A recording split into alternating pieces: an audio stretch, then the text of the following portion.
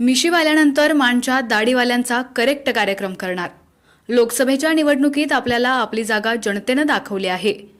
पाहुयात सविस्तर बातमी। लोकसभेला मिशीवाल्याचा करेक्ट कार्यक्रम लावलाय। आता वेळ आहे माणच्या दाढीवाल्याची। आम्ही मिशा दाढी ठेवू नाहीतर काढू। जिल्हा बँक निवडणुकीत आम्हीच तुम्हाला पाणी पाजलं आणि विधानसभेला तुमचा कार्यक्रमच करणार आहे।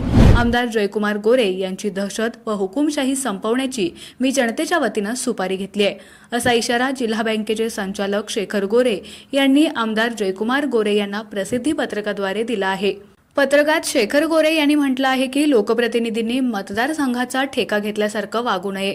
लोकशाहीत सर्वांना समान हक्क आहेत, त्यामुळे कोण गाठीभेटी घेईल, कार्यक्रमांना उपस्थिती दाखवेल, निवडणुका लढवेल हे ज्याच्या त्याच्या मर्जीनं करेल। माण मतदारसंघात विधानसभा निवडणूक कोण लढवणार ते महाविकास आघाडी व आमचं आम्ही बघून घेऊ। भाजप, शिवसेना, राष्ट्रवादी या महायुतीच्या सर्वेत आपलीच उमेदवारी राहते की नाही शंका आहे। महायुतीची उमेदवारी आपल्यालाच मिळते का ते बघा, अशी टीका त्यांनी केली। पैसे वाटले नसते तर तोंड दाखवायला जागा राहिली नसती। लोकसभेची निवडणूक महाविकास आघाडीनं लोकशाही मार्गाने लढवली।